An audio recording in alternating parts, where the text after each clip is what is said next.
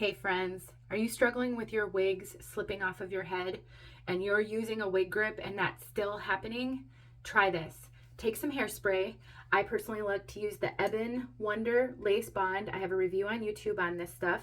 You can use any hairspray, but if it doesn't work, I would make sure you're using a strong hold hairspray. You're going to take this hairspray and you're going to spray your head. So wherever you want that wig grip to hold, if it's only the front, spray only the front. You can also spray it in the back. Now you want to spray it enough that you get it a little bit damp. And then the next step is to put your wig grip on. Now if you have lace on your wig grip, just don't put the lace part over the stuff that you just sprayed. So if you need that lace part for a parting line, spray more over to the side. That should work just fine.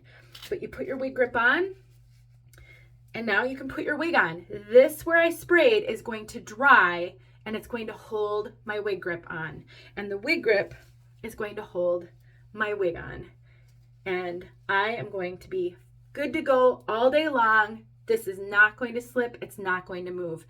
It really works super, super well. Now, when you go to take your wig off at the end of the day, just remember, it's going to be sticking to your hair because that was the whole point. It's almost like you're adhering your wig grip.